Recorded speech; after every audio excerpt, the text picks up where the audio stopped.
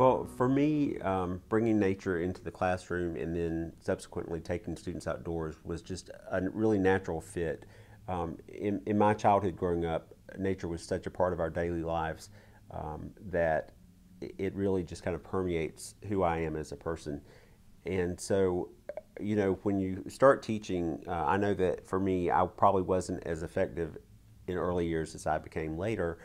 And so, early on, you get some of these glazed looks, and the kids, sometimes you're doing some things that you have to do, and maybe they're not, it's not their cup of tea. They don't want to sit at the desk and write all day.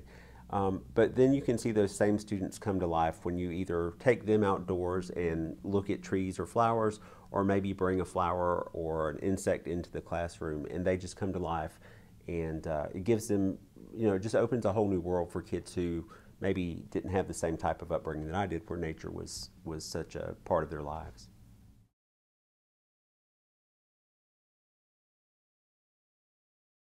My son, who's a young man now, but when he was a little boy, he liked to collect rocks and feathers and snake skins, anything he could find outside, and he would give them to me. And the first few times he gave me something, I didn't realize how significant it was to him, so I would just maybe toss it aside, and then later he would come back and ask me if he could have it. And so I would frantically search for either that particular feather or one that looked like it. So one Monday morning, I'd spent a lot of time outdoors with my son on the weekend. We had all these collections of rocks and feathers and snake skins, but I really didn't spend much time on lesson plans. So on the way out the door, I grabbed his little plastic box of animal artifacts, we called it, and took it to the classroom. And in addition to teaching science, all teachers in that school were teaching writing, and we had a big writing test coming up. So I asked the students to each take one of my son's animal artifacts. So they got either a feather or maybe a bird's eggshell. Somebody got like a shark's tooth or something that we had in there. So they all got a different item, and then they wrote a paragraph or a story starter about this item. And those were some of the most interesting writing samples that I had collected as a teacher to that point. And so I realized that just bringing something really simple into the classroom could elicit spectacular work for my students. And so I thought, all right, this was kind of accidental learning that I did as a teacher. So I need to do more of this and make it better, and then let the kids find their own artifacts. So from that, we ended up going outside, and then it just kind of exploded into outdoor classrooms and lots of lessons outdoors and lots of indoor lessons related to the outdoors.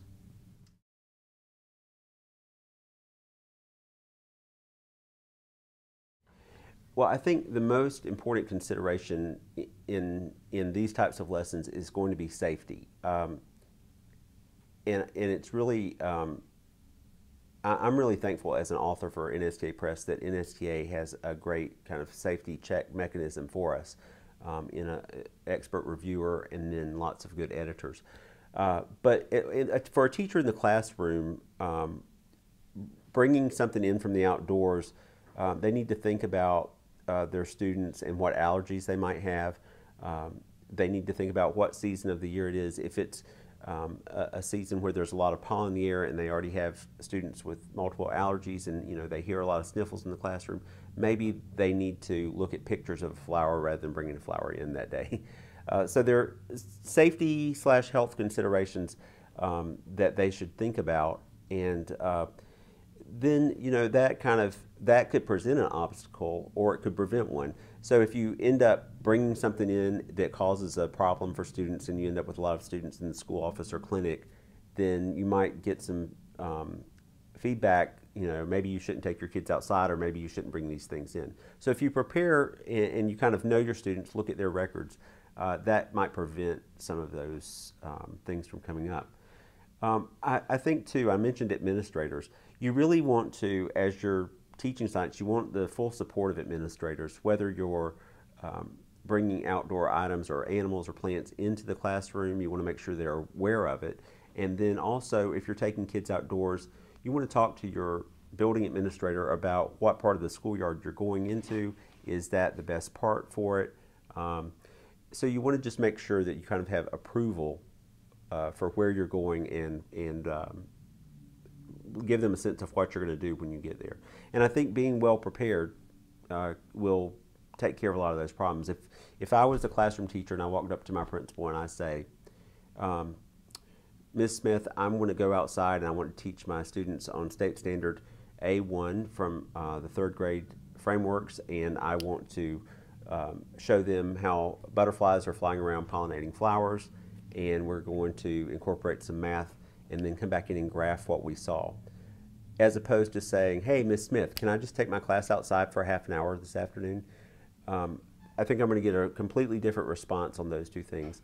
And it wouldn't hurt to even have something in writing that you can hand to them, or either email your principal, so that they get an idea of what you're going to be doing and they see the educational value. We're not going out for recess, we're going outside to learn.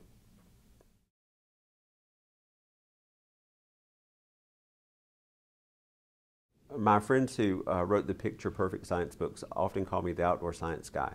And so they were surprised to learn that I was also into all this technology, because they think of me, you know, like in khakis and in a t-shirt digging in the earth, but they don't. What they didn't know is that at the same time I'm digging, I have my smartphone and I'm videoing, you know, to see the first earthworm in the ground. And there's so much technology that teachers can use right now, and it's so exciting. I mentioned the smartphone, and just this week I learned about an app that apparently I'm the last to know about, called Tree Snap, so that students can use a smartphone to snap a picture of a leaf on a tree. And not only does it identify the species of the tree, it gives the coordinates and reports that to a mapping system. So teachers and students all over the country are reporting trees that contribute to this map. So if I'm teaching in one place and I'm reporting maybe all the poplar trees there, then I can see them somewhere else, or what species they have, which I think is a great app, and it's a free one. So I really encourage teachers to look for those resources, because they're being developed constantly. And then in addition, a lot of the NSTA partners, some of the vendor partners that make hardware for outdoor use, well, outdoor or indoor. But for instance, in Outdoor Science Practical Guide, there's a lesson on compost, and in that one we suggest that for upper elementary or middle school students that they use a probe and maybe a graphing calculator or some other handheld device, so that they're taking the temperature inside the compost bin or compost pile. And then in bringing in outdoor science in, we've got kind of a smaller indoor composting lesson. And with that one, you could do the same thing. You could use a regular thermometer, and then you might even use, if you had a temperature app on a smartphone, and then maybe a probe with a graphing calculator, and compare the three.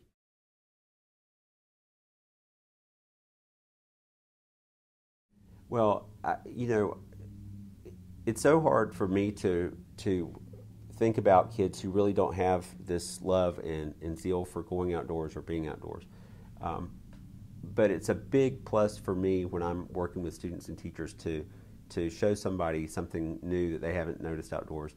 And I think for students, one of the best things is that we're getting them up and moving. We're getting them, you know, they're not using a pen and paper or pencil and paper and just sitting and writing. They're not filling out a worksheet. They're going to get up and go do something. They're going to discover science, do something with what they discover, conduct an experiment or an exploration, and then they're going to write about it. So, you know, we know that all scientists have to read, we know that they have to write, and they even have to sometimes just use very simple technology like word processing. But before they do that, maybe before, during, and after, they need to be doing some type of field work where they're looking at bugs, or they're observing birds flying around the schoolyard.